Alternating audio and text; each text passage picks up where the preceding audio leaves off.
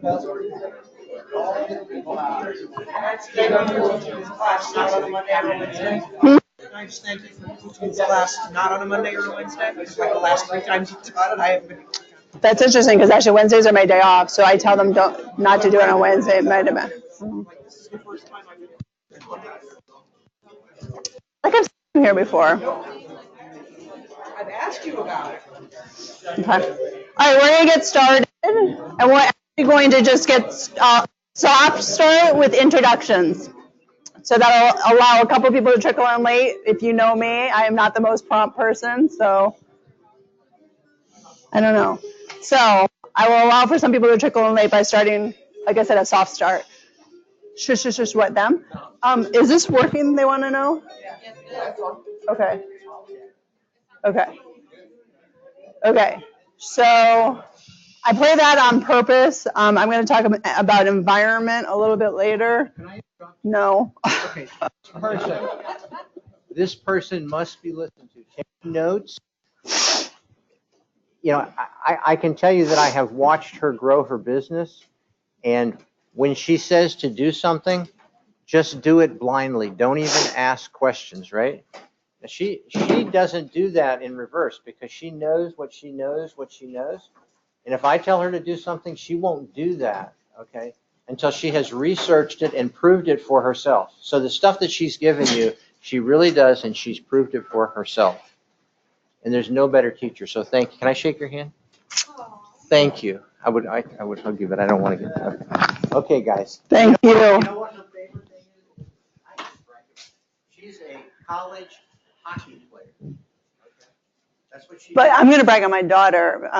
Actually, Melinda and our daughters played in a hockey tournament this weekend. So I am no longer the hockey player. It's now my daughter who scored a hat trick in the first goal and 5 goals in the next one. 3 goals in a game.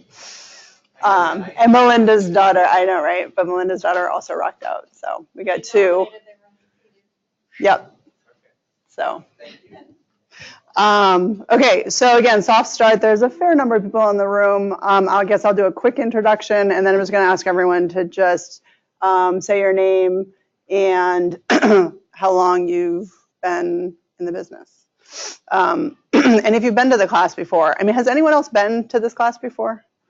3 times. Okay, because I was going to say a couple of familiar faces from the class. So for those of you who don't know me, I'm Kristen Mason Coreas. My name's Tiny at the bottom of there. I've been a realtor for 8 years now. I did start at another company. I've been here since 2013 or 14. When I got in the business, I was a dual agent. I worked another job and thought that I could do this part-time. Very quickly learned that to be successful in the business, I needed to go full-time. My first year in the business, I had a baby, the one who scored lots of hockey goals this weekend. And so I was a new mom and new to real estate and relatively, I mean, I'm not native to this area. So, you know, I didn't really know what I was doing starting out. And that first year, I did a bunch of rentals and I did like 1 or 2 sales.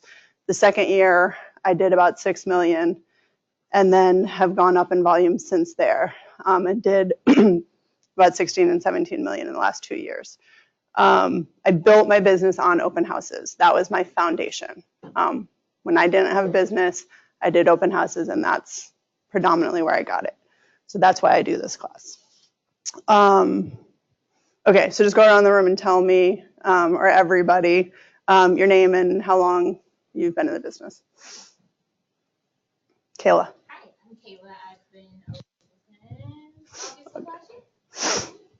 I'm Amanda, and I have been a realtor since last month. Welcome. I'm Deborah Hunter. I've been a realtor for August of this year will be 3 years. My name is Dawn. Partner with Mike. I've been a realtor for about 2.5 years now. I know Melinda. I've been a realtor since 2003. I don't know anything else. And she doesn't like open houses. So she's been a realtor for a long time, but she doesn't like open houses. That's why she's here. She's actually a good friend of mine. Hello everyone, my name is Haji. I just passed my business. Congratulations. I'm Reba Winstead. I'm still in my first year. Leah Bradshaw, been with him for 5 years. Chris Thomas, 2.5 years. Donna O'Brien. A lot of newbies. Trish Collins, 7-8 days. Wow. Mohammed, I'm also just like you. Okay, a lot of new people. Good to know. Matt, still Matt just passed his exam. I'm a realtor since last summer. Matt. Dennis, had my license since November. I'm Susie. Got my license in December. So long, 1 year, and 1 day back. Thank you. And relax, been in it a long time. So, and I'll say, so again, we got two people who've been in the business a long time, but just because you've been in it a long time, everyone gets their business in different ways. Tim Pearson, who is one of the top agents in our office, doesn't like doing open houses. He claims he's not good at them. So he doesn't do his business that way. So that's, I guess 2 cents is that figure out what works for you. I do get my business still this way and other ways as well. So, just like anything, I wouldn't say put all of your eggs in one basket. But again, when I started out and had nothing, this was what built my business. Jeff. Jeff Walsh, I had my license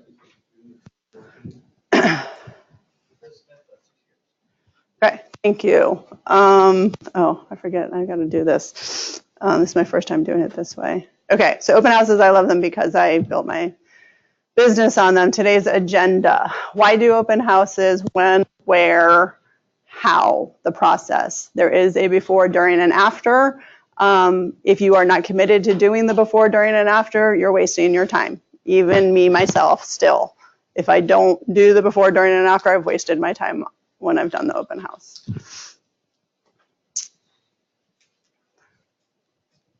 Okay, first and foremost, I want to be clear that when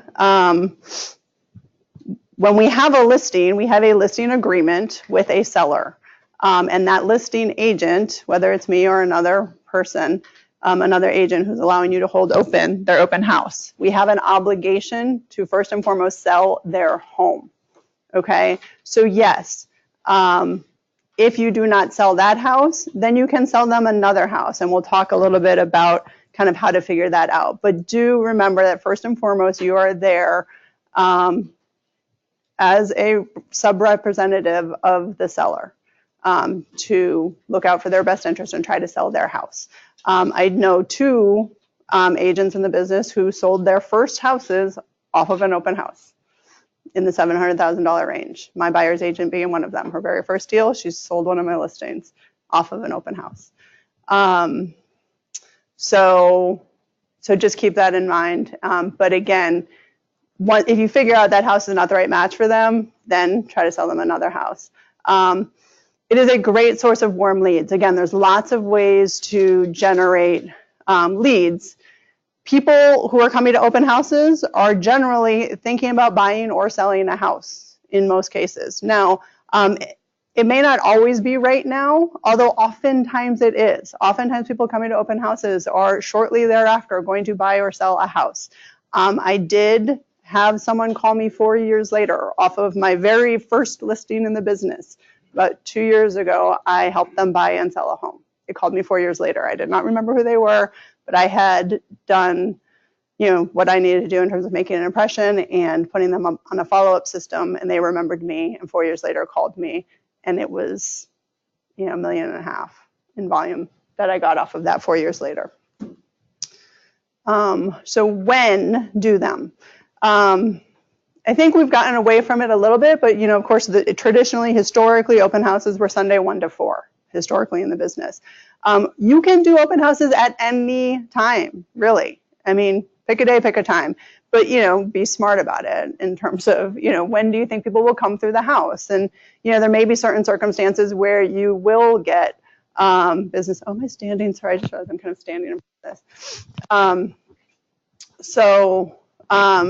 You may get good traffic off of a house for some creative reason. For example, if it's a house on a busy road, maybe do an open house during rush hour and draw people in off the sign.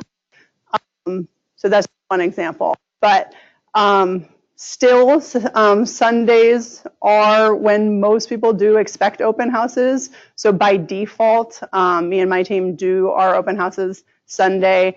From 2 to 4 is actually when we do them now. I find the 1 to 2 hour not a lot of traffic, and I'd rather have that time with my family. So a good amount of time and a good time frame. Adjust the time as needed. It is important to check sports schedules and major events. Right now we do have the Olympics going on, for example. If there is some major Olympic event that you think everybody's going to be watching, you might want to adjust the time around. Always forget about it. And I end up doing an open house, like when the Skins are playing the Cowboys or anytime the Skins are playing. It does honestly sometimes smart to, I would say, adjust around that.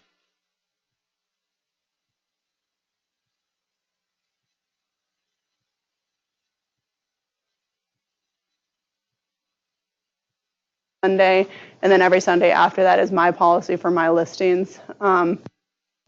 Obviously, again,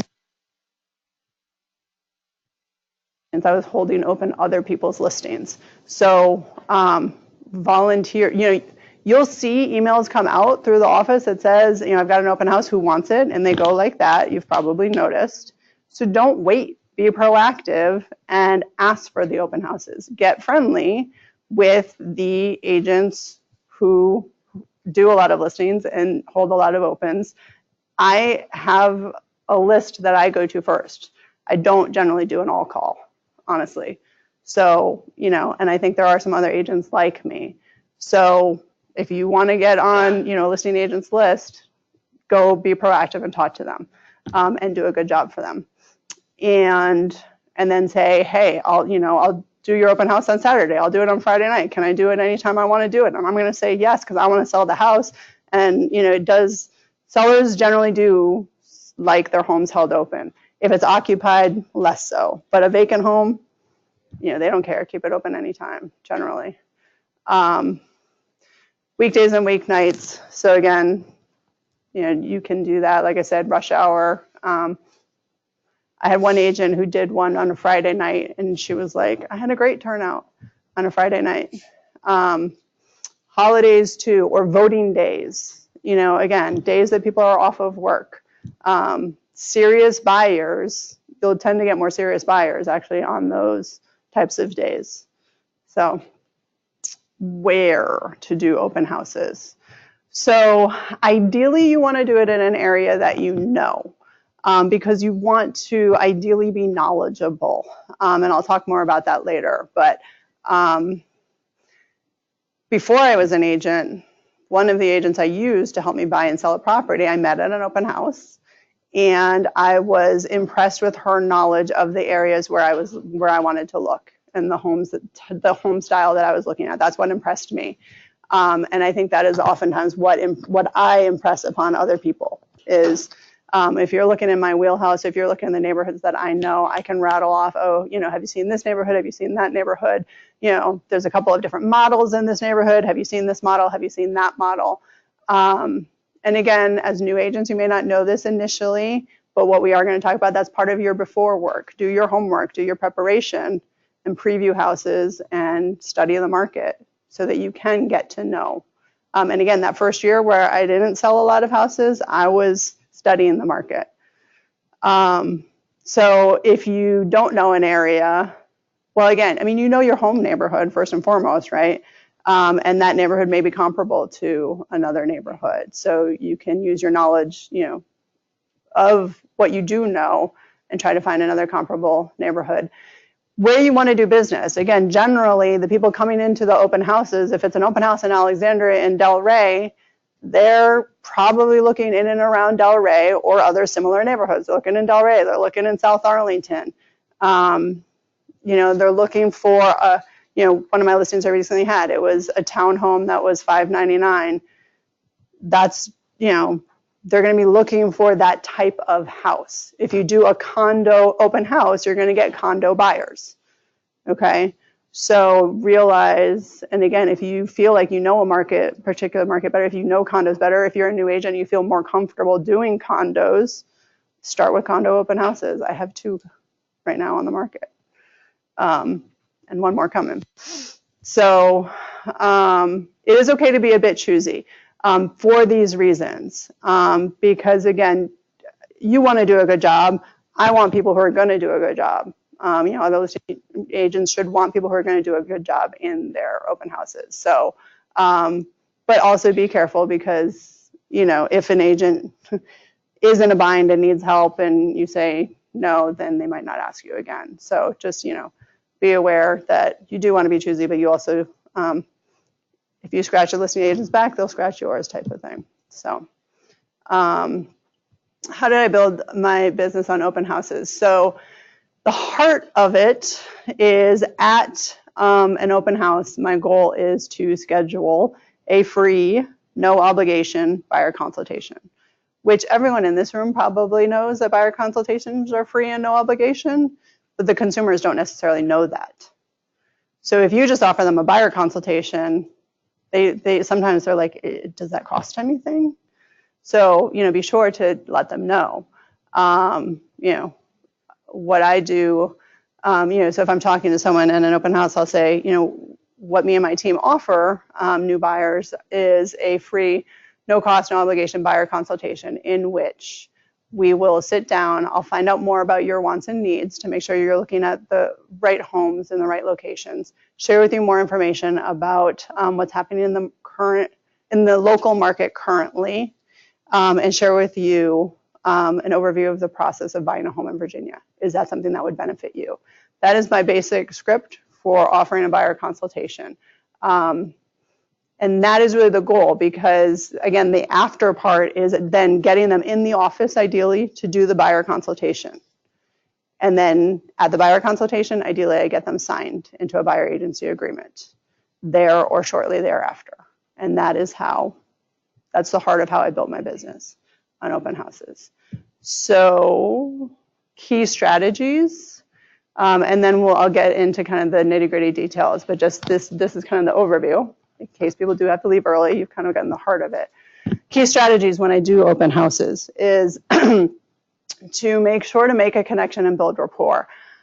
We are salespeople, but I don't act like the stereotypical salesperson. I don't approach people in a salesy way.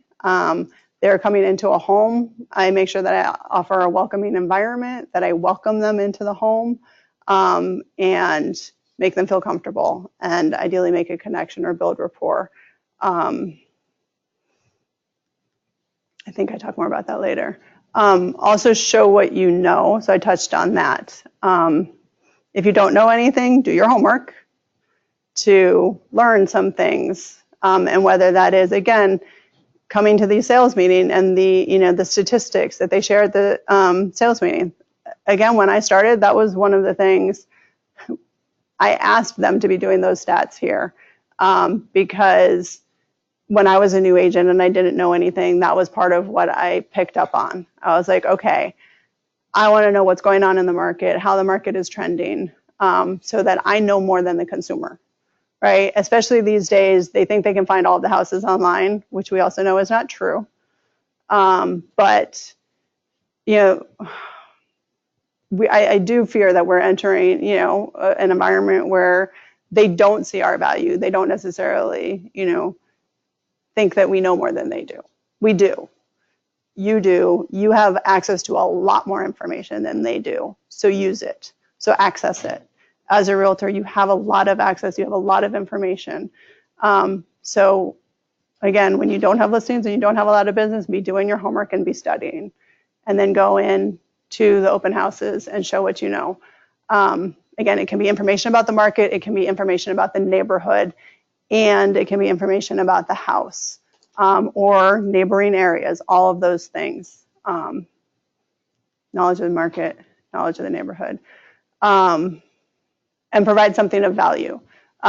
First and foremost, something of value, I do think, is the information that we can share with them. But I forgot to pull it out. But otherwise, especially if it is someone who might not be right away, then you try to put something in their hand, perhaps, that is something of value. So I have calendars that, at least the first half of the year is something of value. So I might put that in their hand. I also have a personal brochure. So those are things about me. But again, I also often will print out information about the community or the area. So if there's development coming in the area, maybe printing off information about that and attaching your information to it. The market stats. That's another thing when I was new that I used to print. You all have free access to RBI. What's it called? Melinda. RBI what? Really? Oh my God, I didn't see that. When did that come out? Yeah, it just came out pretty recently, like within the last few days. Okay, I didn't see that. So. But our office provides you with statistics. Okay, so again, what I have always used is this, and so I'm very sad if that resource is going away, but there are other resources to tap into, but that was a free one, if it sticks around, where you can go in and print off market stats, and it puts your name on it. And again, they can walk away with market stats. I also put that information on my website. I'm gonna die if this goes away, because I could link it to my website. Yeah, I don't really like RPR, but yes.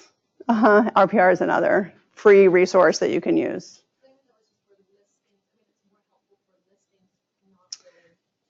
Again, yes. I mean, you can look at RPR. You can listingreports.com is another one you could look up. I mean, all of these are free resources that you can plug in a listing and it'll spit out some information, some automated information about it. So those are some things of value. Oh, whoops, make an appointment. Sorry, and I did see a gap, but I didn't realize the number. I don't know how that happened. So again, key strategy is to make an appointment. If you can't make an appointment, then you, again, put something in their hand that hopefully they'll be able to hold on to and call you 4 years later, like I got that call. So those are the key strategies. Now we'll get into the specifics of the process. Okay, so the before part of the process. You want to make sure that people know about it, right? So first and foremost, it should go into the MLS. Now the listing agent is responsible for doing that, or their support staff. But it's okay to check behind them, especially if it's an individual agent who does not have support staff. They might get busy, or sometimes the support staff gets busy, and sometimes it gets overlooked. So if you're doing an open house for someone, check the MLS and make sure that it is posted in the MLS in two ways. You can add the open house so it has an icon next to it, but then I also recommend putting it in the notes as well, just in case some people don't notice the icon. So I put it in those two places. And again, most people don't know this. You can do it for another agent in your office. I wouldn't go around doing that willy-nilly, but if you notice that an agent hasn't put it in the MLS, you may offer to say, hey, I'd be glad to do that for you with your permission, to list the open house in the MLS, and then ask someone for help to know how to do it. So that's first and foremost, make sure it's in the MLS. That is probably the biggest way that people find out about open houses these days. But then in addition to that, you can advertise it on social media, listservs, and flyers even. So even though it's not your listing, okay, so again, ask permission from the listing agent. And I would also give credit to the listing agent and market it to, and say something like, open house in collaboration with, or on behalf of the listing agent's name. And then, again, most listing agents are going to say, yes, I want to sell that house. Any marketing that you can do that helps me sell the house, great. Me and my client will be happy. So, again, offer to do some marketing on it, ask permission to do marketing on it, and you will probably get it. And then post it on social media. You can boost, a post on social media. You can use listservs. Again, if it's whatever listservs you may be on, if it's a condo and, you're on some young professional network, then, that's probably a great resource for sending it out. Nextdoor, is another, again, if you're doing it in a neighborhood near where you live, you can post it out on Nextdoor, etc. Flyers. So make a flyer and go to the local shopping center and pass out the flyers. Because people will buy a house where they recreate or where they shop or where they're visiting friends and family. So, or where they're renting, right? So a shopping center is a good resource for hitting people who may be interested in the area. And again, when would you do that? When the shopping center is going to be busy, do it in the evenings or do it on a Saturday if you're doing a Sunday open house. Okay. Door knocking, the fine print there says ask the listing agent first. Again, door knocking, I would say more so is targeting listing leads, to be honest. So, in my opinion, I don't think it's the best way to necessarily generate buyers for yourself. And this is also why I say ask the listing agent. So for example, I do a lot of listings in an area that I farm. And so I am constantly sending mail to that neighborhood. I am knocking on doors in that neighborhood. I am going after listing leads in that neighborhood. So I would not appreciate you knocking on doors and going after listing leads in a neighborhood that I'm farming off of my listing. So, but if it's a neighborhood I'm not farming, then I don't care because I'm not already invested in that neighborhood. So again, and you don't know if an agent is farming a neighborhood unless you ask them. So, so again, understand that if you want listings, which, it's great if you can get listings, door knocking, I would say is a strategy that can actually possibly net you some listings, more so than buyers. So home and market preview, I touched on this earlier.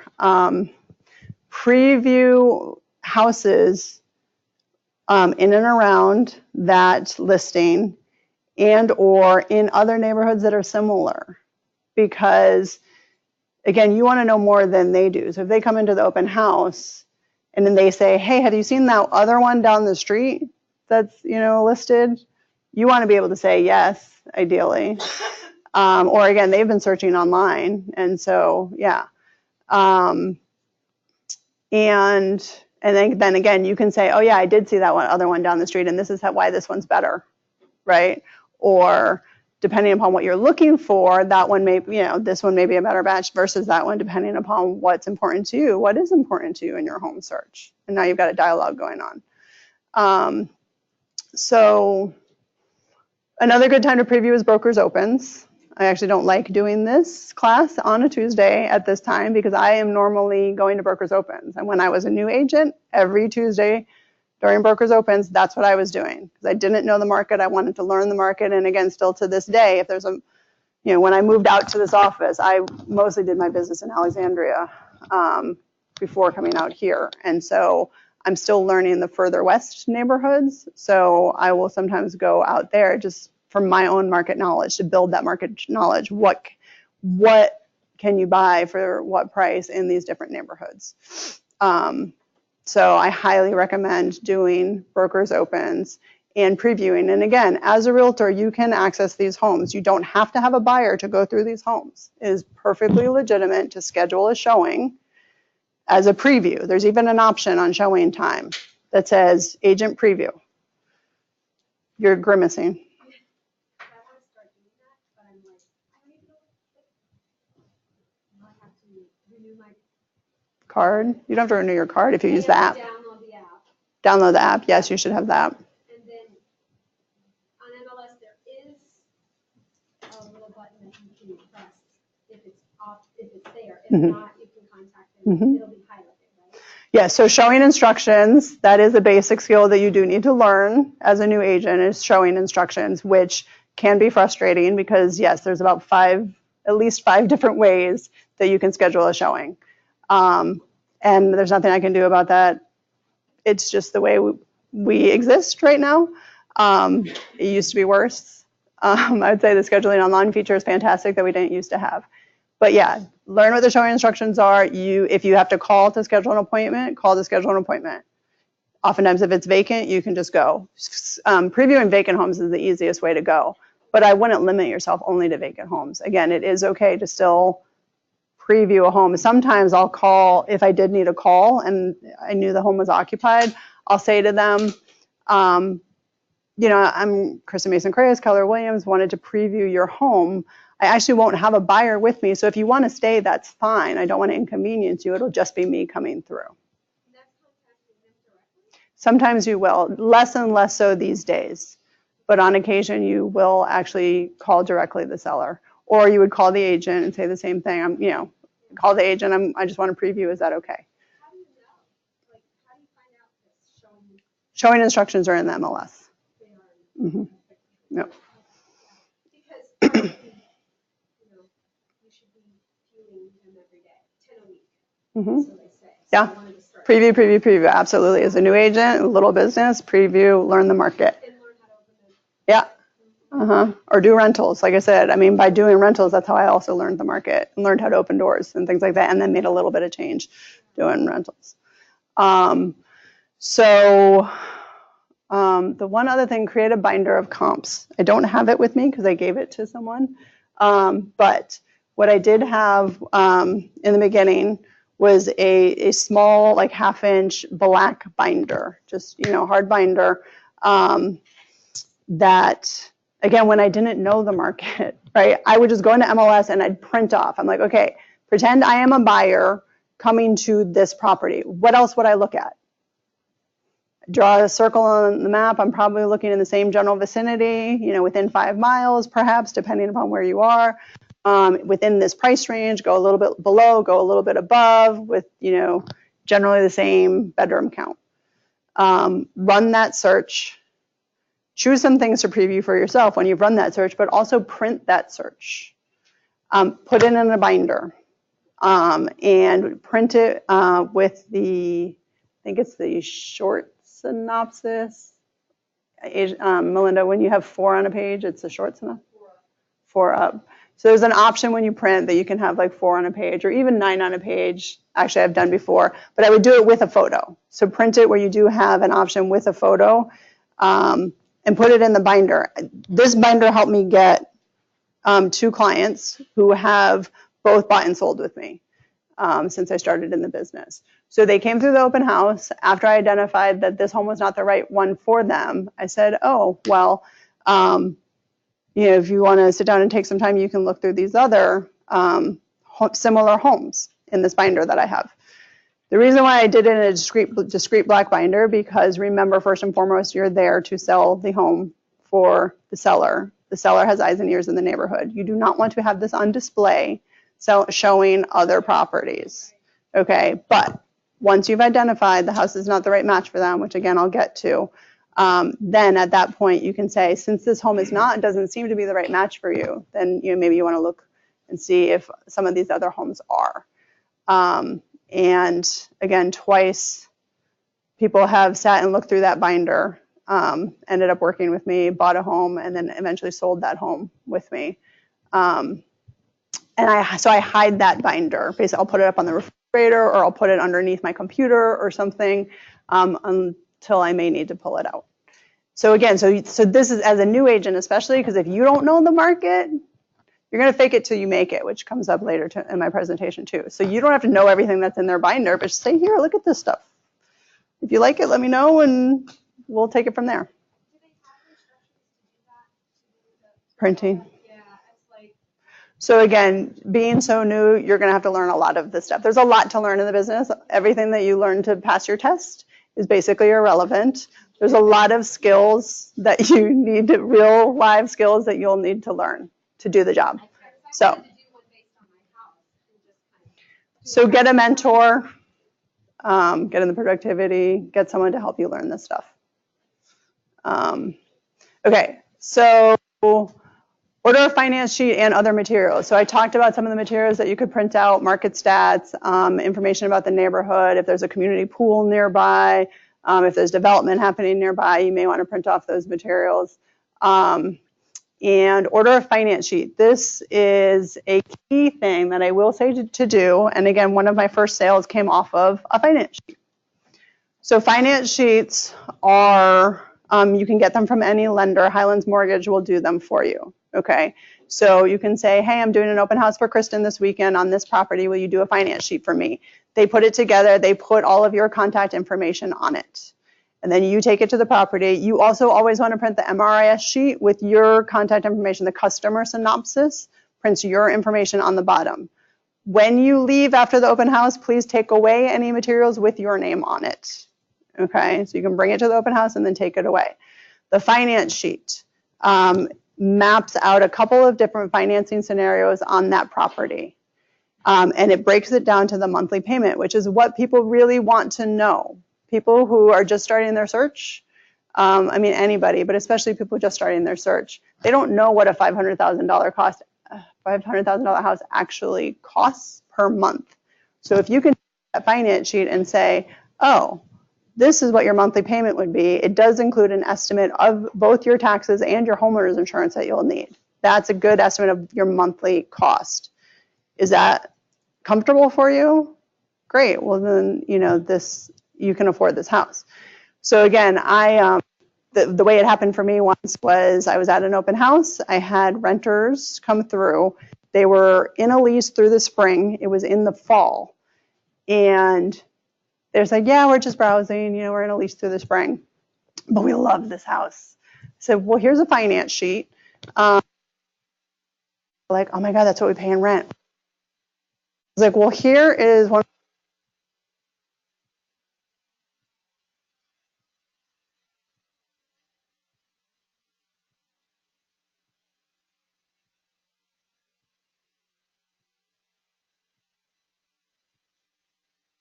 Of value. You gave them information that they didn't have before they came in, that they knew they could afford that house.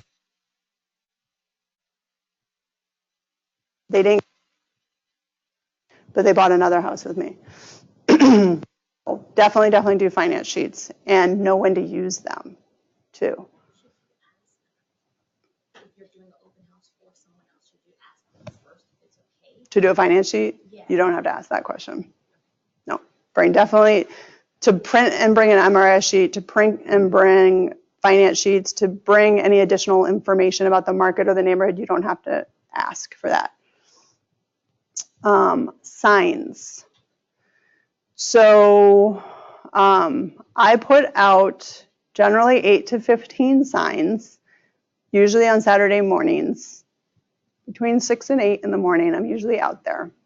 And I will put them out as far as about a 2-mile radius. I want to hit the high traffic areas. Again, shopping centers are key. Traffic lights are key. I am strategic in where I place the signs. Think about, you know, which side of the road they're driving on, where's their line of sight and their vision. Don't put a sign over here on the left side when you're, you know, driving on the right side. And if it's a busy intersection, I may put 2 to make sure I capture their attention. So again, I put them out early because people will be in the area over the weekend playing soccer, visiting friends and family, going to the store. So you want to capture those people who are spending time in the area and drive them to your open house. And then at the open house, you should have a rider, or the listing agent will have a rider up at the house that says open Sunday 2 to 4, open Saturday 2 to 4, whatever the time, or just open Saturday, open Sunday. Just to placing the signs, 6 to 8 o'clock in the morning is perfect. Yes. Bear in mind that some communities like Lake Ridge, you can't put them out before Thursday evening. So Yes, that's a good point. Thank you for bringing that up. They're going to take your signs away. Yes, I have lost lots of signs. Okay, signs are relatively expensive. A good, a tent sign is between the stand and the sign is probably $35-ish. You have to buy the panels and you buy the stakes. So again, as an agent, you may not have signs. You can either ask the listing agent to use their signs. I will gladly let people use my signs. I will sometimes even put the signs out for you. Or the office may have signs that you can use. So that's how you get started if you don't have signs. Otherwise, I would shortly, if you're going to be doing open houses and plan to build your business on open houses like I did, get signs, budget for that. And realize that it is part of the cost of doing business, that I do buy signs I buy a big order of signs about every 2 years because they disappear. Whether it's from weather or someone not liking where the sign was, the neighborhood vigilante who just thinks signs are ugly and shouldn't be out. There's lots of reasons why your signs disappear, especially when you put them out early. And yes, there are ordinances. Certain jurisdictions are tougher than others. Vienna will snap up your signs like that. Where? The entire city of Alexandria, there is a no right-of-way sign ordinance passed the weekend. You put them up on Friday night, they will come down. The city will take them. I haven't had that problem in Alexandria, but. So the allowed window is generally. It's generally sundown on Friday night to sun up on Monday morning. And again, Saturday morning is a good time to do it because there's not a lot of traffic. Friday nights it's dark and there's a lot of traffic. Saturday morning it may be dark, but it's getting lighter. And there's not brighter, lighter, and there's not a lot of traffic. So I find that to be the best time. Yeah. So again, and yes, there are definitely rules, and I will admit I do not follow all of the rules. You can get fined. So be aware that there are rules if you want to look up the rules, and some people, they're being tougher these days, and there may be fines. I think Dr. Reagan has gotten fined for some of their signs. So I put them up Saturday morning, I take them down Sunday after the open house. There are several companies. I use Oakley right now, but I've used other companies.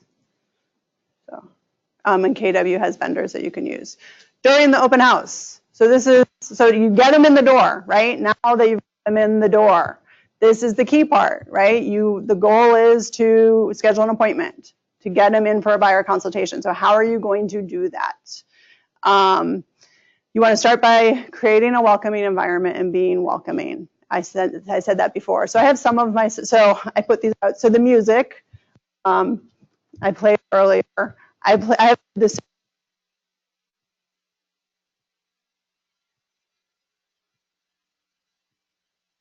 To create a welcoming environment. I never get tired of it. I use a boombox. Yes, it's old school, but I carry this boombox around and I play this CD at every open house that I do. It creates a welcome. When I don't have it, I'm like, oh my God, right? Feel the difference. Feel the difference between the music on and the music off. It's a different environment. I went to an open house this weekend, and the agent had that music going, and she said she learned it from you. Oh, is that Lily? Yeah, Lily. And then and cookies. Some people will say bake cookies. I've tried the cookie thing. It's logistically kind of a nightmare. So I am not big on doing the cookies. So I do put out some snacks. So again, I carry, when I go into an open house, I am full of bags. I'm carrying that bag, I'm carrying this bag, and I have another bag that I carry with me. So I've got my boombox and I've got my snacks in here. And so I do put out at least some snack, these minimally, Hershey Kisses and trail mix. Just so again, if people are hungry, they can get something to snack on.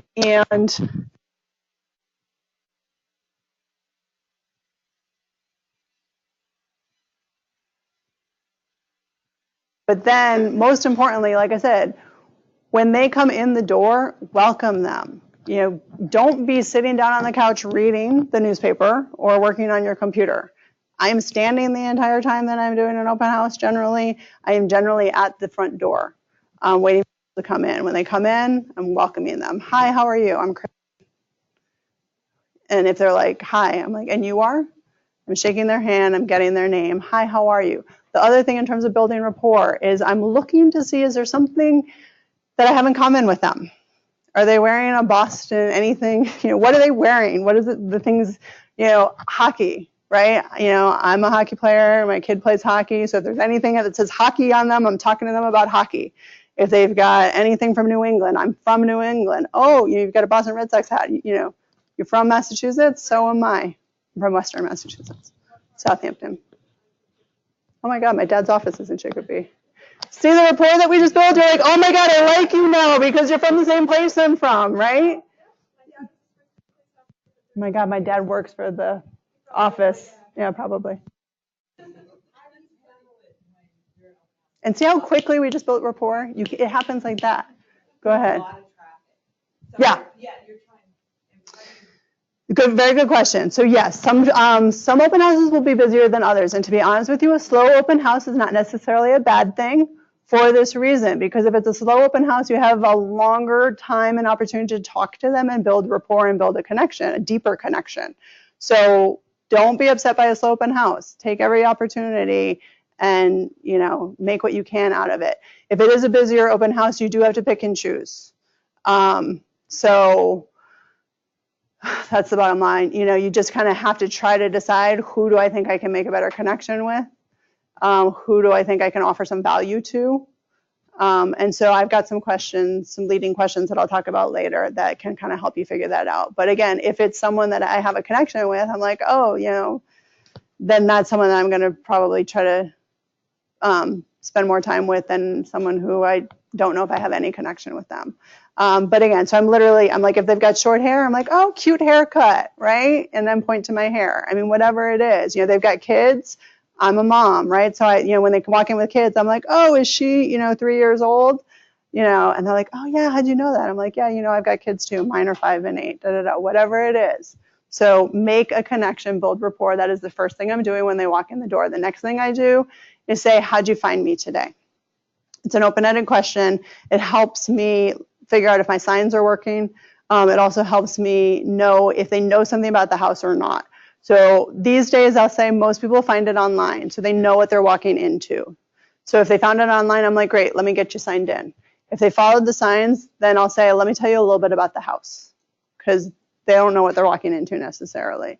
And I set the expectations. Okay, so again, the next thing I want them to do is sign in.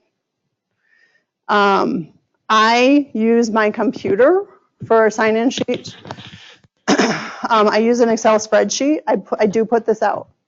And I use an Excel spreadsheet. When you do an open house for me, I give you my template. And so I say, let's get you signed in. It's on my computer, and I kind of walk them over to it. And then I say, once you're signed in, feel free to walk around, open doors, drawers, and cabinets. Don't be shy. Some people don't know they can do those things, and before you go, this is now I'm setting the expectation. So I say to them, before you go, I will catch up with you. And I'm going to make sure I answer whatever questions you have and make sure you have what you need. So now they're usually not going to try to sneak out the door. But I've also usually near the door so they can't sneak out. Very rarely do people sneak out of an open house without me talking to them for these reasons, because I've stationed myself by the door. When there's a side door, that's when sometimes they sneak out. But I've also set the expectation. I will catch up with you and make sure I've answered your questions and that you have what you need. Again, I'm showing them that I've got value to offer them. On the sign-in sheet, you want to take notes, okay? And that's another thing, you want to fake it whenever possible. So sometimes people won't give you all of their information. So I'm constantly going sign-in sheet, and if they have not given me all of their information, I will fake it, because the next person's going to copy. Generally, they copy what the person before them did. So if someone doesn't give information, you leave it blank, the next person's not going to give that information. But if I plug in a number, then the next person usually does. Make a note for yourself somehow that you know it's fake, because I have called my own fake numbers sometimes. So So have a system that you know that it's a fake number or email so that you don't end up trying to follow up with that information. The other thing on the sign-in sheet is to take notes. So again, I use an Excel spreadsheet. There's columns that they can see. Off to this way where they can't see is my notes column. Now, sometimes they stumble upon that notes column and it's no big deal. So I never put anything inappropriate over there, but I just want to put notes so that I remember that was the person with the 3-year-old, from Chicopee, or, they were the hockey fan, whatever it is, it's going to trigger my memory for who they are and maybe, what connection we had. And if they have a realtor, I note it in there, but I don't ask that up front. I will ask that question later. Would you recommend, having a raffle so that you do get their email address, like the right email? I have never, ever, ever, ever, I don't think, done a raffle. And I generally get their emails. Sometimes they're fake. But again, guess what? Like the question that she asked, you're not going to work with everyone. You don't have time to work with everyone. So, the people who are willing to give you information are people who are probably more willing to work with you. So.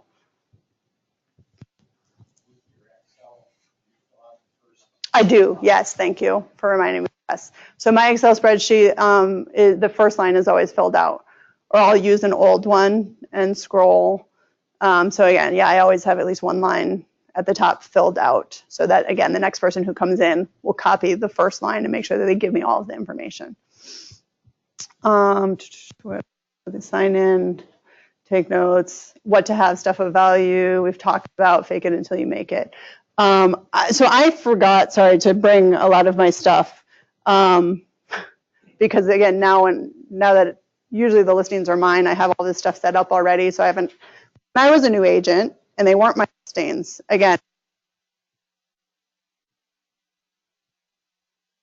about the community pool, or if I'm bringing information, the market stats, if I'm bringing information of value that I want to give out, I also don't want to clutter up the place.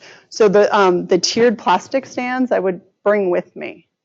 Again, now they're in my listings, but bring that with you and put out a plastic tiered stand and put your information in it, and then put your other things there, so that it's kind of neat and not cluttered and things like that. Question? So one thing that I've brought, I'll do a binder and put in it, this is the distance from this house to Wolf Trap if I'm in Vienna, or this is the distance to the Pentagon, this is the That's great. DC. But one other thing that I do, and I'd love to get your opinion on it, is I'll pull up the other open houses in the area that are going on that day. Mm-hmm. Okay, well, not crazy about this one. Here are some other houses in the area. Yes, I do know a lot of people who have done that. That's not something that I've ever done, Okay. But other people will print off the open houses and again, print it off with your information on it and send them off to other open houses. It is something of value that you can give. I didn't realize the time, so I am almost done. But I just realized we are kind of short on time. So before they leave, so again, I've set the expectation that I'm going to talk to you before you go. I'm going to catch up with you and make sure you have what you need and answer any questions that you have. So the questions, when they are done walking through the house, I'm usually like, oh, you've seen it all. And I want to, as much as possible, there's two things I'm doing now, right? So the first thing I'm doing is finding out if this is a good house for them, right? Priority is to sell this house. So my first question is, what do you think about it? It's not a yes or no question. I want an open dialogue question. What do you think about it? And wait, pause, wait for the answer. And then it's all right. Okay, do you think it's a good match for you? I will ask that question straight up. And again, that is a yes or no. But again, if they say yes or no, then well, why? What about it is a good match or what's? So those are some of the first questions I'm asking to identify if this is the right house for them or not. Okay, if they're like, yeah, we really like it, but it's just not in our price range. We really can't afford this. Great, now you've identified that's not the right home for them. You are free to talk to them about other homes and try to schedule a buyer consultation with them. Okay, so these are some of the other questions that I ask. Again, do you think it's the right match? If not, why not? How long have you been looking? That again kind of gives me information. A lot of times they're like, oh, this is our first weekend looking at open houses. Great. They are green at this process. They are new at this process. You have something to offer them because you know more about the process than they do. Again, you know, and so you want to say to them, for people who are, in your stage of the search, what we offer is a no cost, no obligation buyer consultation in which we will find out more about your wants and needs, share with you information on the local market, and give you an overview of the home buying process. Is that something that would benefit you? It's hard to say no to that when they're just starting their search. Great. Do you want to schedule that now? Follow up with you. Try to schedule it then if you can. That's your best opportunity. Your best opportunity is when the iron is hot, right? When they're right there with you face to face. Get out your phone or wherever your day timer or whatever you use and schedule an appointment. Have you been looking? Have you spoken with a lender yet? The other key question I ask, do you have a realtor helping you with your search? And I ask it in that way specifically because I want to, again, trigger for them that this is what I am here to do. If you don't have someone helping you, I want to help you. I'm here to help you. Do you have a realtor helping you with your search? If they do, I will note it there. And again, as a listing agent, I do want that information. If you're holding an open house for a listing agent, people with realtors are buyers that might be interested in that house. So though they might not be a lead for you, they are a lead for the listing agent. So please capture the agent for the seller and the listing agent.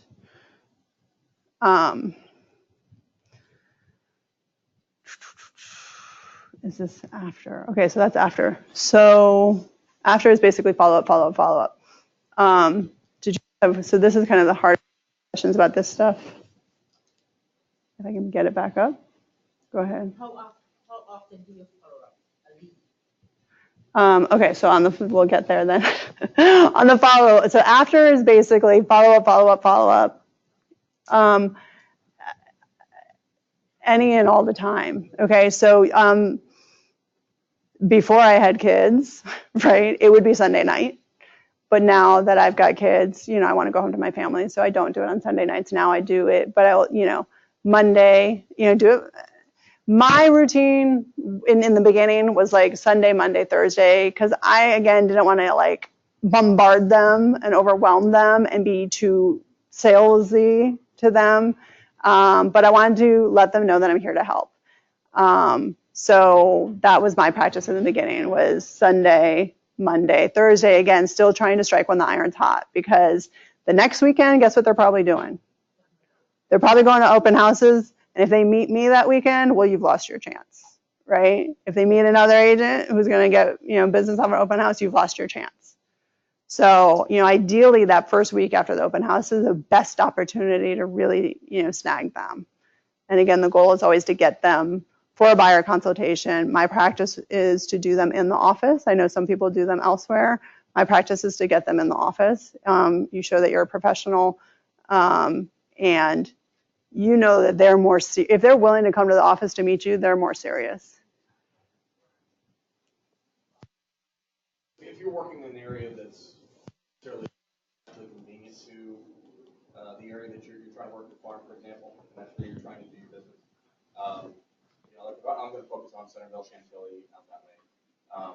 Would you still ask people to follow into Falls Church, or can you suggest other locations that would be appropriate to meet with them? Okay, I'm sorry, I was a little distracted looking at my notes. So you said if you're doing something in Centerville and then what? Right. To have them meet here, you're saying? Right. Is that appropriate or not? Can you suggest someplace else that's more convenient for them? I mean, yes, I think that I do think that makes some sense that yes. I mean, if the office is very far away from where you're going to be looking at houses or where you are personally based, then, yeah, maybe do it in a more convenient location. Again, I do my business in and around here, so I get people in here. Again, even if. They'll work with Keller Williams' office? Yeah. They'll let you do it? They'll let you Contact them first. Yeah, I was gonna call them, if you know someone in that market center, it's Right. better, they give you the key, Thank you. So when you are following up, what do you say? I guess that's, and also number 2 there, call, text, and email. Okay. These days, different people prefer different forms of communication. I know the millennials oftentimes Tim asked me the question. He was like, do you really call people? I was like, yes, I really call people. I really talk to people on the phone. And again, for me, that's where I'm better. I'm good face-to-face. I'm good voice-to-voice. My personality, my caring comes through more so that way. So I prefer to be in face-to-face. I prefer to be, on the phone with them. But some people prefer text or email. So do all three and figure out which one they respond to and then respond in that way. But don't necessarily give up on the other ones too. So if they respond once to text and email and then you don't hear from them again, we'll go back to call, text, and email. Okay, maybe that one day text worked better for them, but just use all three methods of communication. By default, if you've got nothing else to say, your follow-up is, thank you for coming out to the open house this weekend. Wanted to follow up and see if you had any additional questions or feedback for the seller. Okay, so that's by default. If you got nothing else to say, say that. And then again, ideally you want to get into dialogue with them. You want to ask them those questions that I shared with you earlier that are, how long have you been looking? How long have you been searching? Have you been pre-qualified? And then do you have a realtor helping you with your search? You want to look for the opening. You're always looking for the opening to offer them a free, no cost, no obligation buyer consultation. Whenever you get that opening, walk through that door and offer it and make the appointment and get them in and do the buyer consultation and get them to sign a buyer agency agreement. And that is how I built my business. So your follow-up also, I would say personalize it. If you do, if you did make a connection with them or build a rapport, if you knew they were going to run a marathon after that, which has happened to me, or, they're going to a Caps game afterwards, say, hey, I hope you enjoyed the Caps game, tough loss, whatever it was, put that in there, show that you're paying attention to them.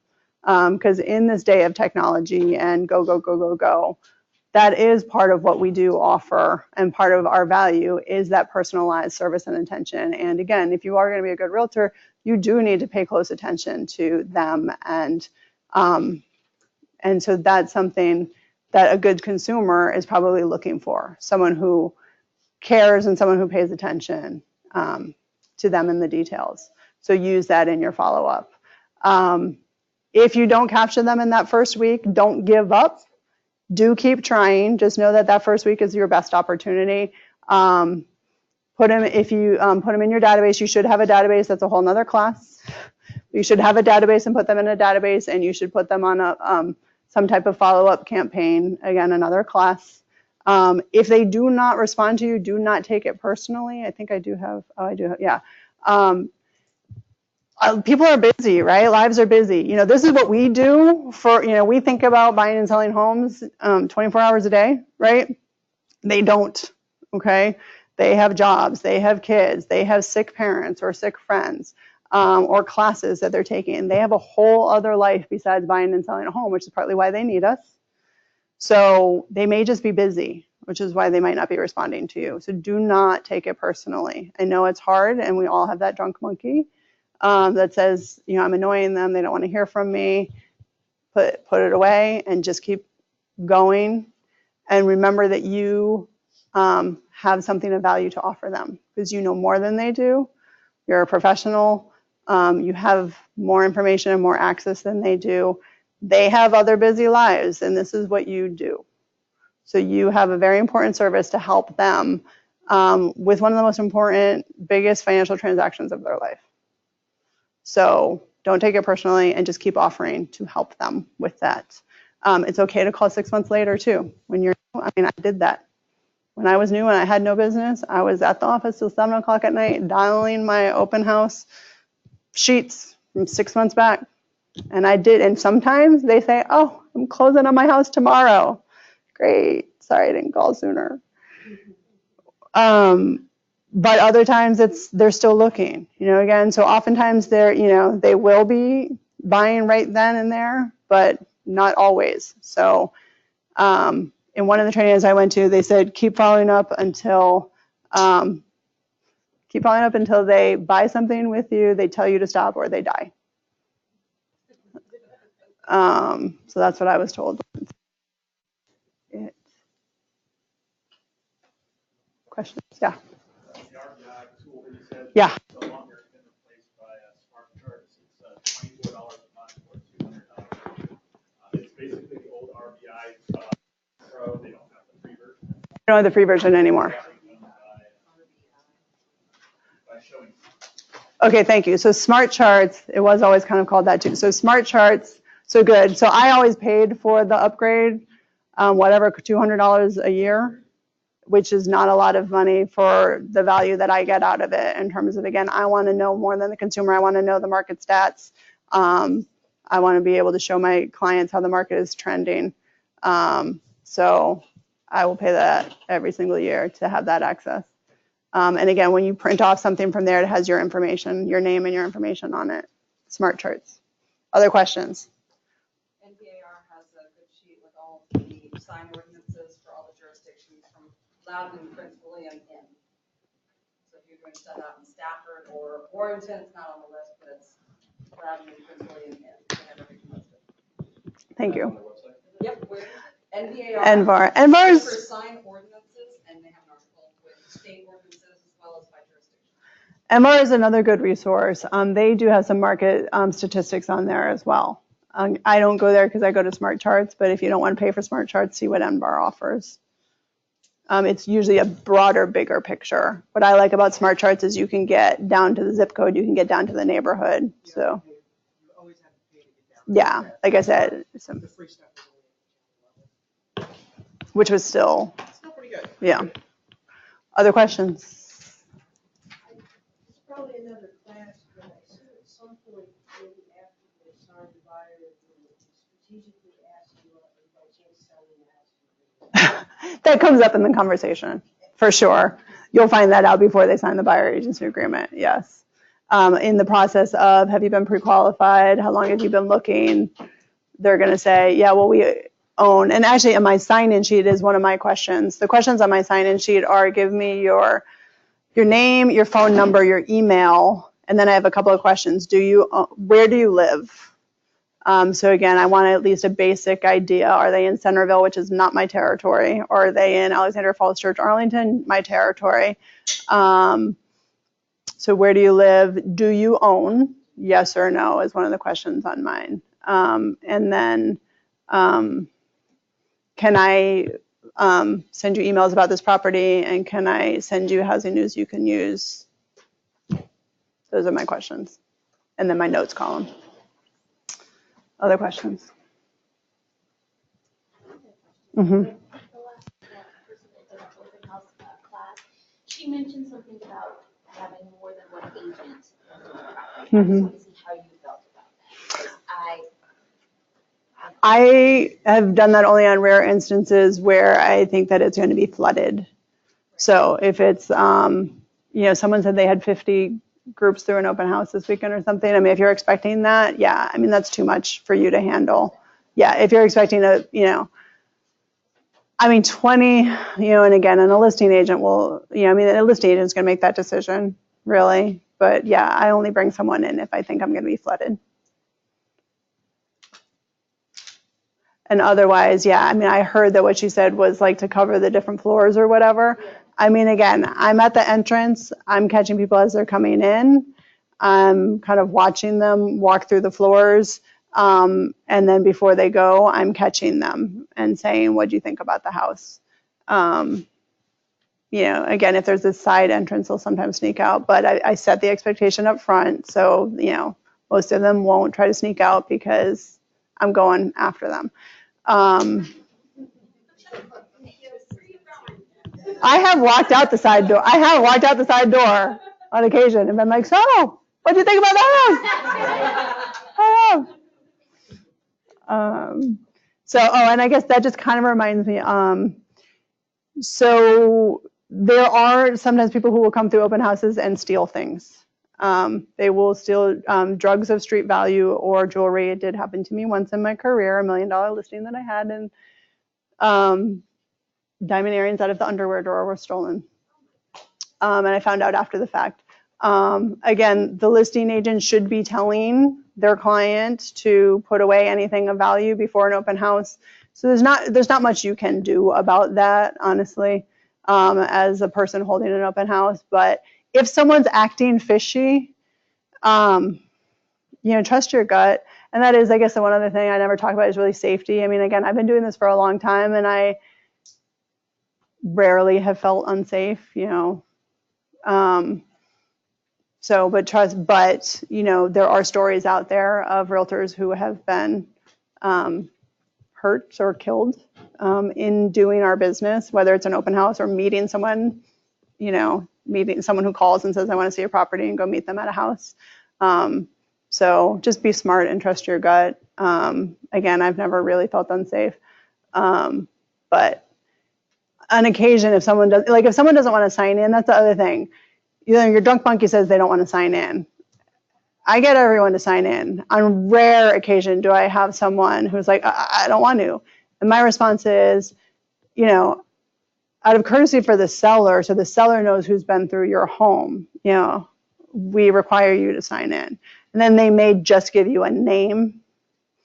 But again, in most cases, and most people these days do understand that's an expectation of an open house is to sign in.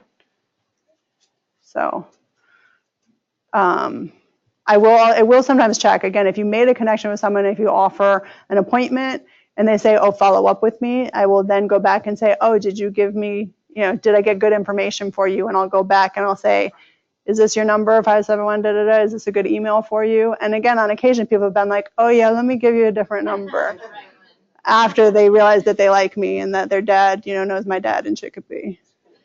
So there you go. Go forth and conquer open houses. You're welcome. Yeah, within the ordinance is no sign of public right of ways, period. $100 city value. Really? Yeah, tell Bobby and Jen that. Yeah, I know. This was active March 1st, 2016 was the civil violation. I don't see that. They don't literally enforce it, but yeah, it's out there. I will say, so Bobby Bomar, before I was in the business, I remember noticing her signs and I was like, who's this Bobby Bomar person? And then I was in the same office with her. So I shadowed her and kind of copied her in the beginning. Hi. How do you get around people who are like, just looking, just started? Please, great. Please sign in. Yeah, I can never get around them or get to them. Set up right? So they're like, oh, we're just browsing. They're like, oh, we're just browsing. Yeah, I get that. Sure. And I'm like, great. So, so again, I might try a little more dialogue, or I might say, oh, so you're just, looking at different neighborhoods. What are some of the neighborhoods you've looked at? Really, it's just engaging them in conversation. Because through that, they realize that, yeah, you're not just trying to pounce on them. You're genuinely trying to, get information so that you can maybe help them, right? What neighborhoods have you looked at? Or, and again, that question, think about this. It's a key question. Yeah. What do you think about the house? It just opens the dialogue. And again, they might be like, oh, yeah, no, it's not for us. Oh, well, why not? What type of house are you looking for? And I'm like, no, I'm just browsing. How many people did you, like in the beginning, did you actually in the very beginning, I don't know that I was good at that. After I built up my confidence, I got better at that probably. But so yeah, in the beginning, I was more so like doing the follow-up. But again, now I know better. I have a hard time reaching people. Huh? I have a hard time reaching people. Reaching people on the follow-up. Yeah. Yeah, again, the follow-up. That's what I'm saying. Right. I know.